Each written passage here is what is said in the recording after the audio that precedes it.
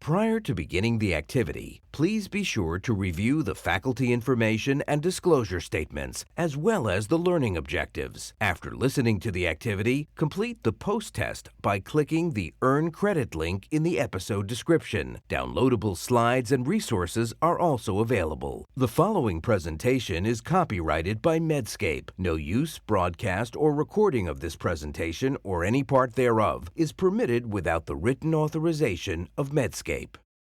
The following presentation is part of a certified educational activity provided by Medscape Education and supported by an independent educational grant from AstraZeneca.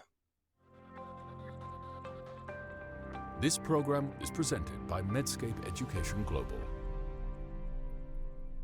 Hello, I'm Dr. Massimo Cristofanilli. I'm professor of medicine at Weill Cornell Medicine in New York, and I welcome you to this program titled Breast Cancer Care in 2025, Breakthroughs and Takeaways from Chicago.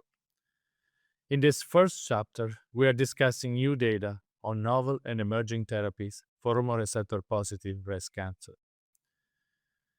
In the last few years, we learned a significant amount of knowledge from molecular testing and molecular studies regarding the drivers of endocrine resistance. There are two major mutations that drive molecular resistance in hormone receptor-positive breast cancer. One is the PHEK mutations that appear to be a very early event. They are present in the primary and metastatic tumor at baseline. So they are truncal mutations. And there are, most important, acquired mutations. These mutations are arising in the context of exposure to aromatase inhibitors, the most important drugs in adjuvant and metastatic setting. And their frequency is approximately 25 to 40% in the advanced setting. The most advanced disease and most exposure to endocrine therapy, the most common are these mutations. These mutations are enriched in the ligand binding domain. So these two mutations have increased our understanding of molecular resistance, but also driven our drug development process. And in fact, there are some guidelines for molecular testing in these patients that require the identification of PHK, AKT, PTEN, and ESI mutation in order to select specific treatment in the refractory and resistant setting. With regard to the ESI mutation, the only drug that we had approved was elacestrant as a monotherapy. Now, the elacestrant continuous development process now in combinations with other agents that are frequently used in this setting. The ELEVATE study that was presented at ASCO was a phase 1b/2 study, essentially combining elacestrant in two different doses with different agents that are very commonly targeting mutations or they are used as a standard practice. The most common being alpelisib, everolimus, and of course the CDK4/6 palbociclib, ribociclib, and capivasertib. So there were three cohorts of patients with two different doses of elacestrant and escalating dose of the targeted agent. And this is to establish essentially the phase 2 doses first. And then in the phase 2 groups, the doses that was selected in the phase 1b will actually be a study in an efficacy arms. Again, phase 2 study with 5 different combinations. What was presented at ASCO was the initial activity and safety of elacestrant, everolimus, and elacestrant, ribociclib, where we could see that, in fact, these combinations are starting to demonstrate some initial efficacy. Particularly, the elacestrant, ribociclib, with 31 patients, had approximately a clinical benefit rate of 81%, with third partial response and 71% stable disease. Also, the everolimus combination, but only 16 patients, show evidence of some partial response and stable disease with an overall clinical benefit rate of 69%.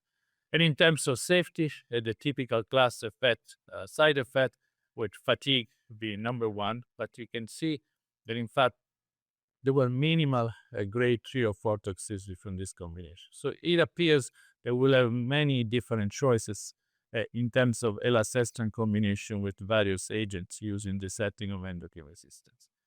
The other exciting presentation was regarding a new PROTAC ER degrader, that target not only the ESR mutant but also the wild type. And this agent has demonstrated already in a phase 1-2 study evidence not only of tolerance acceptable, but also clinical activity in patients with hormone receptor positive metastatic disease. And the interesting part of the study that was essentially the population that was selected for the study was not heavily pretreated. The patient had received just one line of CDK4/6, less than one additional endocrine therapy, of course, no prior surgery, and also no prior chemotherapy for advanced or metastatic disease.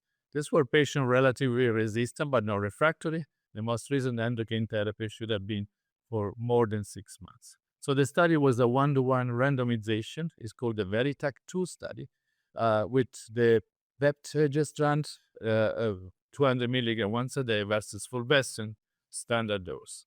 And the stratification factors were ESR mutation and visual disease, but the primary endpoint was the progression-free survival in ESR mutation first, and then the all patients. Secondary endpoint, of course, overall survival, clinical benefit rate, and there were careful evaluation of the adverse events. So the primary endpoint was reached. The progression-free survival in ESR mutant was reached with a median progression-free survival 5 months versus 2.1 months, with a median follow-up of 7.4 versus 6 months, and hazard ratio 0.57. So statistically significant. Of course, this demonstrated this agent, in fact, is effective in this population, while in the overall population, there was no statistically significant difference. The median progression-free survival was 3.7 versus 3.6, hazard ratio 0.83. This drug was relatively well tolerated. Essentially, there was just fatigue that appeared more common compared to fulvestrant, but otherwise, there was minimal, if any, discontinuation because of toxicity. So this study was actually published in the New England Journal, and it's likely going to be providing a new agent in this setting. The plenary session, the SERENA-6 studies, a study where the investigators were actually targeting the molecular recurrence.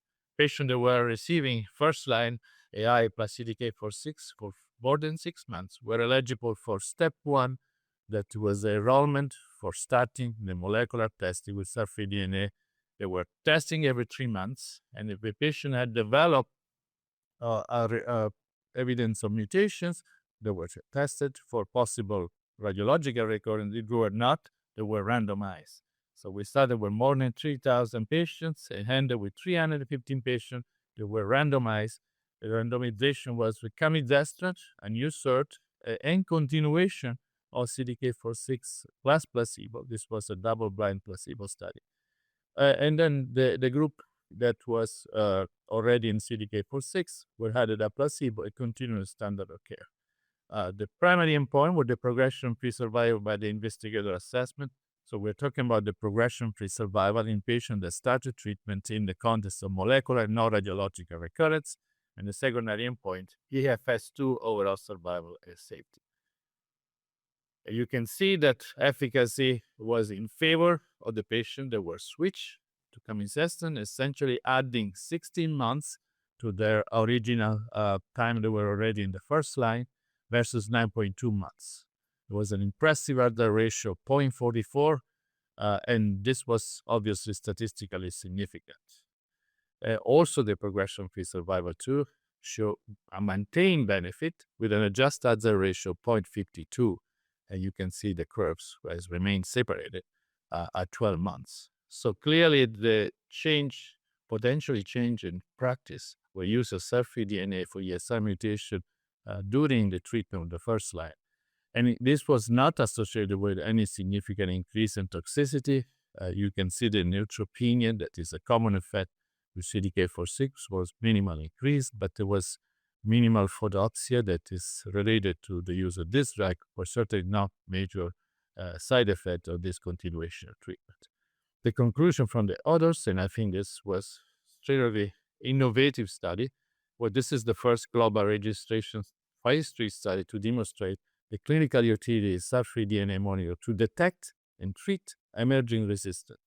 As I mentioned, one of the most important, if not the most important, acquired mutation in the context of hormone receptor positive disease. Now, the other mutation is also relevant. Remember, it's a truncal mutation. It plays a baseline so may play a role early on in the endocrine resistant. And in that context, we know that INAVO study is certainly one of the most important practice change studies. Inavolisib is a highly potent selective PI3K inhibitor that promotes mutated P110 alpha degradation. It has a widely therapeutic window for drug combination. In fact, has been combined with palbociclib fulvestrant already show efficacy, as presented at San Antonio, published in New England Journal. Just a reminder of the phase 3 study design. These are patients that in the metastatic setting, first line, through perniosis, PI3K mutated by central cell-free DNA or tissue, had measurable disease, and they have progressed during or within 12 months of adjuvant endocrine therapy. So the treatment of primary endocrine resistance with a PI3K mutation. These patients were randomized, two different arms, essentially the standard of care palbociclib fulvestrant coming out of the Paloma 3 studies versus the combination with embolisib every day, 9 milligrams. And we know that the progression-free survival was significantly improved, 17.2 median months of follow-up of progression-free survival to 7.2 as a ratio of 0.42. So in the context of endocrine resistance, primary endocrine resistance, targeted PI3K mutation is extremely relevant for this patient. And second, now we have also the overall survival, a secondary endpoint. 34 months in this endocrine resistance, significant improvement, 27 as a ratio, 0.67. So this is now standard of care for this patient with endocrine resistant refractory disease. And when you talk about the safety, this is pretty common safety profile. The class effect of this PI3K inhibitor is hyperglycemia, diarrhea, rash, and stomatitis. You see that this is obviously more common in the inavolisib treated patients, but overall, the grade 3 is really minimal compared to what we have seen with other PI3K inhibitors. And finally, the RLY 2608 is another pan-mutant PI3K inhibitor that was tested first in human trial in combination with fulvestrant, again, trying to address the context of endocrine resistant with the strong mutation targeting, and this show a significant response in these patients. So you can see the activity was actually important discovery, regardless of prior therapy and PI3K or ESR mutation. So it's a very promising, very active drug, and this we're waiting for, of course, the further development in phase 2 and phase 3 studies to see if we're going to have another agent in the context of this particular group. So in conclusion, I think it is an extremely exciting time for the management of patients with hormone receptor positive disease. Now we know the basis of endocrine resistance, particularly with two major mutations, a baseline truncal mutation and PI3K mutation. So in the context of primary resistance, the INAVO 120 provide us a treatment combination that is extremely effective and can modify the survival of this patient.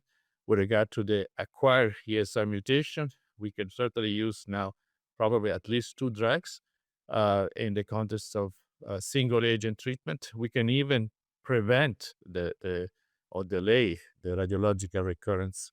And the study, the Serena 6 study, is probably practice and management changes with the introduction of more frequent molecular testing. And I'm sure we will see this approach more and more also with other type of mutations. So thank you for participating in this activity. Please continue on to chapter 2 of our program discussing recent updated in HER2-positive breast cancer. Hello, I am Giuseppe Curigliano, Professor of Medical Oncology at the University of Milano. Welcome to this second chapter where we are discussing evolving strategies from HER2-positive breast cancer. And we had many new data this year. The first study I would like to focus on is the Destiny Breast 09. Destiny Breast 09 was a prospective randomized study including patients with HER2-positive advanced or metastatic breast cancer with asymptomatic or non-active brain mets, with a disease-free interval of more than 6 months from last chemotherapy or HER2-targeted therapy, and only one prior line of endocrine therapy for metastatic breast cancer was permitted. Patients have been randomized to trastuzumab deruxtecan placebo, trastuzumab deruxtecan plus pertuzumab, and standard of care, that is pertuzumab, trastuzumab, and taxanes.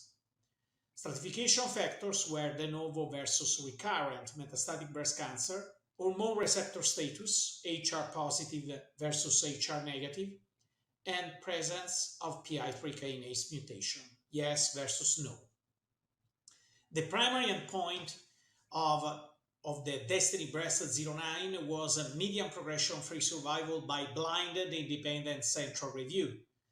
The key secondary endpoint was overall survival. The data presented refers to the comparison of trastuzumab deruxtecan plus pertuzumab versus paclitaxel, trastuzumab, and pertuzumab. The trial demonstrated in the interim median progression-free survival a clinically significant and statistically significant improvement in median progression-free survival, with an improvement from 26.9 months in the THP arm to 40 months in trastuzumab deruxtecan plus pertuzumab. These data are unprecedented for HER2-positive metastatic breast cancer. When evaluating overall response rate, 78.6% of response have been evaluated in the standard of care arm versus 85% in the trastuzumab deruxtecan plus pertuzumab arm, with almost 15% of the patients achieving a complete response. In terms of safety, we do not have any new safety signal. Finally, nausea, diarrhea was the most common side effect of trastuzumab deruxtecan plus pertuzumab combination, then fatigue, neutropenia, and transaminitis.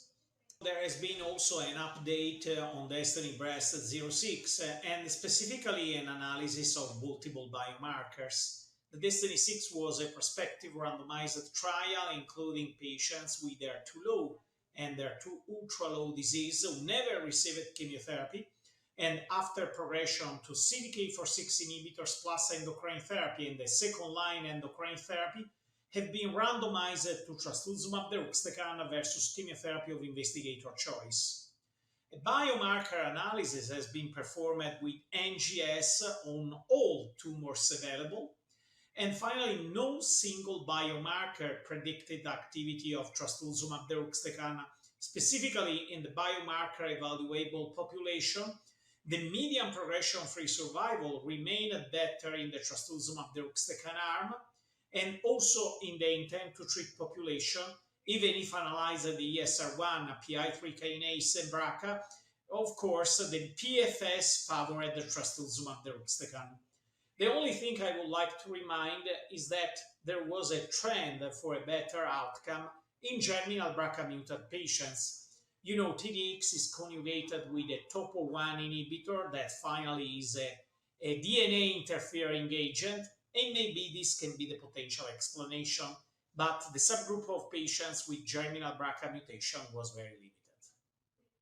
The second study I would like to highlight was the RAIN study. This was a phase 2 study of trastuzumab deruxtecan, another ADC finally that has been designed for patients with brain mets. Inclusion criteria were more than one measurable intracranial lesion according to Rhino criteria, and active brain mets, no need of immediate local radiotherapy.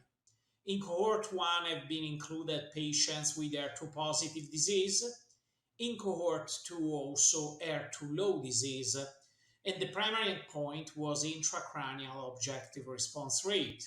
Activity of this ADC was really impressive. In a phase 2 trial of trastuzumab deruxtecan, the partial response was observed in 75% of the patients, stable disease in 9%, with an overall clinical benefit rate close to 85%. So this is really an important activity for a drug that has been designed for a patient population with active brain mets.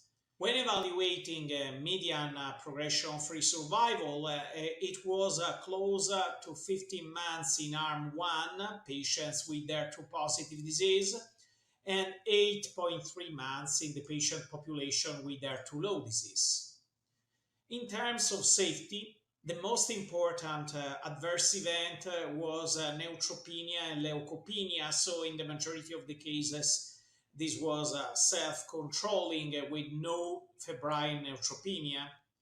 Another ADC that has been presented was IBI 354, an entire 2 ADC that has been tested in patients with HER2 positive disease. Administration was 9 milligram per kilo every 3 weeks, and also here we have 72.4% partial response and 17% stable disease with an overall response rate of 72.4%. Most common toxicity was again hematological toxicity with anemia and white blood cell count decrease, and of course also nausea.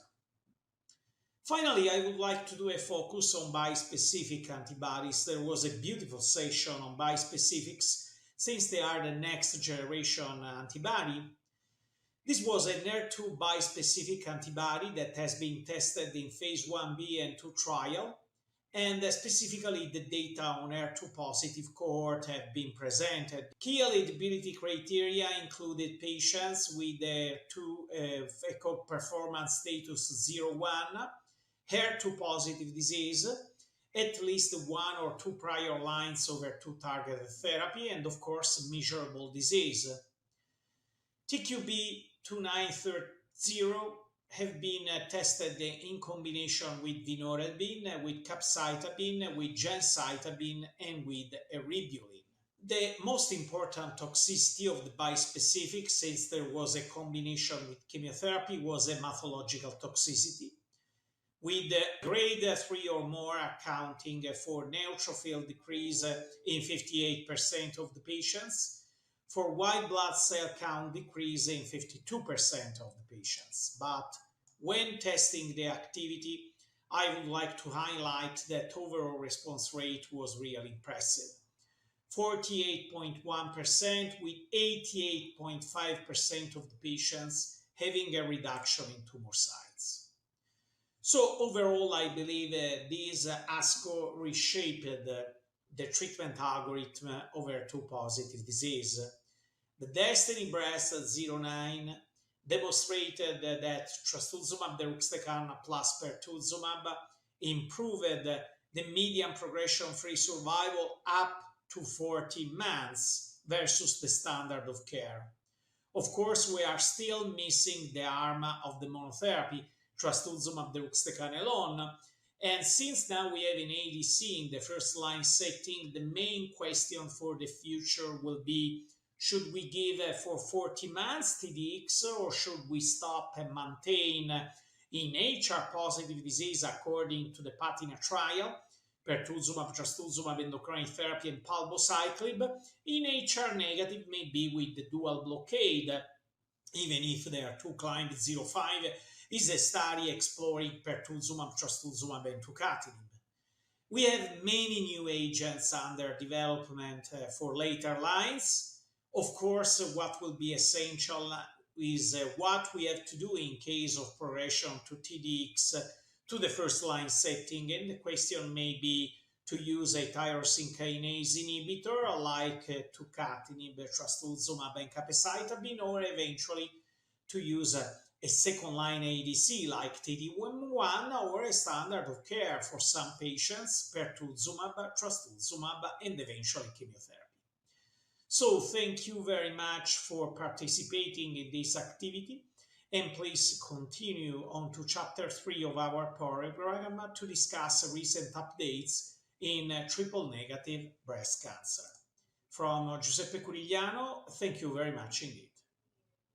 Hello, everyone. My name is Shireen Loy. I'm a professor and medical oncologist at the Peter MacCallum Cancer Centre in Melbourne, Australia. Welcome to this third chapter where we're looking at the triple-negative breast cancer updates from the recent ASCO conference in Chicago. So the most exciting news was the primary results of the ASCENT KEYNOTE-19 study. This was a randomized phase 3 study which looked at the efficacy of sacituzumab govitecan plus pembrolizumab compared with chemotherapy and pembrolizumab in patients with metastatic first-line PD-L1 positive triple-negative breast cancer. So PD-L1 was defined by CPS 10 or more, similar to the registration study of KEYNOTE 355. The eligibility criteria was also identical to that study. The standard control arm was chemotherapy of physician's choice, mainly taxane backbone or gemcitabine and carboplatin. And the investigational arm was sacituzumab govitecan given at the doses that we know, day 1, day 8, with pembrolizumab. The primary endpoint was progression-free survival by blinded central review. Of note, de novo triple-negative breast cancer patients were also allowed on study, but patients who had prior treatment, there was a requirement for at least 6 months from the end of adjuvant to treatment on this study, and the study recruited globally all around the world. Prior exposure to pembrolizumab in the adjuvant setting was also allowed. So these are the baseline demographics of the patients that were enrolled, and as you can see, this is a fairly typical patient population for a phase 3 randomized study, average age in the early 50s. Of note, there was wide diversity in the populations enrolled, which is nice, with most of the patients enrolled outside of US and Europe. If we look at the breakdown of the patients, around a third had de novo stage 4 disease at diagnosis, 18% were recurrent within less than 12 months, but majority were greater than 12 months from the adjuvant treatment. You can see that many patients had lymph node disease, and I think this is not surprising given that these patients were required to be PD-L1 positive by the CPS score, and around half got taxane or gem carbo with their pembrolizumab in the standard arm, and a very small minority received prior pembrolizumab therapy in the adjuvant setting. So these are the results. The study was positive, where sacituzumab and pembrolizumab significantly improved progression-free survival. As you can see there, the curves separate early and they stay separated. So this is really nice for patients with metastatic triple-negative breast cancer. The median progression-free survival was 11.2 months versus 7.8 months with a hazard ratio of 0.65. So around a 30% improvement, as you can see there. So this was statistically significant and clinically meaningful. I'll note, however, that the control arm performed slightly worse than what we saw in the KEYNOTE 355, and this could be because now we're giving a lot of chemotherapy in the early stage setting, but the sacituzumab pembrolizumab did perform significantly better with a PFS of just under a year. So that is nice to see for our patients. Currently, overall survival is immature, as one would expect, but it's trending in the right direction. Of note, 80% of the patients on the control arm did cross over to receive sacituzumab in the second-line setting. I think this is good for patients and will also really inform us of the benefit of giving the combination up front with pembrolizumab. But you can see there is a trend in the right direction. And it's also important for clinicians and patients that there is crossover in these studies. So I think this is really great that this study allowed that. With regards to safety, and you can see the median duration of treatment was quite short on the standard arm, around 6 months, compared to the investigational arm, which was around 9 months. But I think the most important thing to note here were the treatment discontinuations. And you can see there for the sacituzumab arm, there was only 12% treatment discontinuations compared with the chemotherapy arm, which was around 30%. So 3 times more discontinuations. And this likely contributed to the very prolonged progression-free survival we saw in the investigational arm. So you can see there's also slightly less dose reductions as well for sacituzumab. So this suggests to me that if you could dose reduce the sacituzumab, most patients were able to tolerate that treatment far better than on the standard chemotherapy-related arm. With regards to the safety, as you can see, there are no surprises with regards to the AEs. They were roughly consistent with the known profiles. As you note on the sacituzumab arm, the diarrhea was much greater than on the chemotherapy arm, but similar amounts of neutropenia, possibly slightly more nausea in the sacituzumab arm, and more peripheral neuropathy in the chemotherapy arm. So these side effects were pretty consistent with the known profiles of both sacituzumab and standard chemotherapy. The most interesting, however, is the immune-related adverse events. And as you can see there, that overall in the chemotherapy arm, around 26% of patients had any grade immune adverse events. And this was in contrast in the sacituzumab arm, only 14% had an immune-related event. And particularly surprising to me was the rate of thyroid dysfunction. In the chemotherapy arm, you can see around about 10% rate of thyroid dysfunction. This is probably a bit less than Keynote 355, but probably consistent with the shorter duration of pembrolizumab on that arm. But in contrast, the sacituzumab arm, despite having longer duration of pembrolizumab, had a really low rate of thyroid dysfunction and other immune-related adverse events, particularly colitis, because they had a higher rate of diarrhea in the sacituzumab arm. And this could be because the mechanism of the diarrhea side effect is different in the sacituzumab arm compared to traditional chemotherapy. And this is why we did not see an increase in colitis with the addition of pembrolizumab. But overall, I think these data are very encouraging for the combination of ADCs and immunotherapy. It does suggest that perhaps the targeted tumor death of the ADC and the more directed payload into the tumor may actually protect patients from the wider normal tissue toxicity, particularly endocrine toxicity of immunotherapy. And I think that's really good news for patients as we try and move ADCs and immunotherapy into the early stage setting. So next I'm going to go on to another ADC called sacituzumab TMT, very similar TROP2 antigen and similar payload. And this is a single arm study, phase 2, looking at a very similar population as what we've just seen, where patients were treated with this agent until progression. And the primary endpoint in this particular study was overall response rate. So as you can see there, the waterfall plots look very compelling for this agent with over 70% objective response rate in a very similar population as we've seen previously. In that ASCENT trial, the objective response rate was around 60%.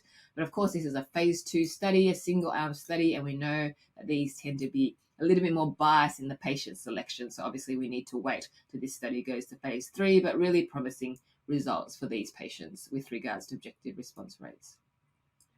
We can see here the median progression-free survival around 13 months, so roughly in the same ballpark as we saw with the ASCENT data. Obviously, this did not have any pembrolizumab in this study design. And safety, you can see here, again, leading to dose discontinuations, very low rate, under 10%, 7.3%, and dose reductions around 30%, suggests that it's very tolerable. The most common adverse events were neutropenia, as one might expect. A little bit different with this agent is the stomatitis, around 10%, so this is a bit different from sacituzumab, and also there's some ophthalmological adverse event as well, very similar to Dato DXD perhaps. So we wait to see how this matures out. And this is currently in phase 3 testing. So we'll be able to see how this compares to the standard of care as we've seen with the ASCENT-4 study. And finally, we have the SWOG biomarker study. This was a really an assessment of somatic HRD using ctDNA. And this is really if we can help define patients in a non-invasive manner that might be more responsive to a PARP inhibitor. And this study was had veliparib in its study design. So these patients were negative for germline BRCA1 and 2, and they were defined as HRD if they had a genomic instability score, which was high, or a somatic BRCA1 2 mutation, or BRCA1 promoter methylation, or a germline mutation in a non-BRCA1 2 HR or Fanconi's anemia gene. And you can see there when they looked at the 320 patients, they found that 87 of these patients were BRCA-like by this particular criteria, and 91 were non-BRCA-like, as you can see there, and 35 were unknown. And what did they find? They found that patients that were positive for this assay were more likely to be BRCA-like using ctDNA, and that the baseline somatic HR status was numerically more common amongst BRCA-like compared to non-BRCA-like. So that's good that the assay in ctDNAs could be helpful. And the baseline somatic status was significantly associated with higher tumor-assessed genomic instability. So 50% of these patients versus 35% of the negative patients showed a genomic instability score in their tumor, suggesting that the phenotype is recapitulated from blood to tumor. But finally, they found that actually baseline status was not prognostic for progression-free survival, as you can see there, between the two groups, the positive and the negative groups, and it did not predict benefit from veliparib. However, of course, we must realize that this was probably underpowered to show this, and similarly, veliparib is probably not the best PARP inhibitor to show a response to HR in HR-deficient cancers. So it doesn't mean yet that we can discount this assay, and obviously these results need further investigation. So in summary, the updates from ASCO with regards to triple-negative breast cancer really are related to ASCENT-04, which was the phase 3 study. It shows that for the first time in a randomized fashion that the combination of ADC and pembrolizumab is superior to standard chemotherapy and pembrolizumab, which is our current standard of care. I think it showed very interesting results with regards to tolerability of sacituzumab govitecan in combination with pembrolizumab, and we wait to see what overall survival data shows in the future. I think this is a good advance for metastatic breast cancer patients, and we have seen plenty of ADCs now coming into the therapeutic landscape, and they look very promising for patients with triple-negative breast cancer. So finally, thank you for participating in this activity, and please continue on to answer the questions that follow and complete the evaluation. Thank you for listening. This program was presented by Medscape Education Global.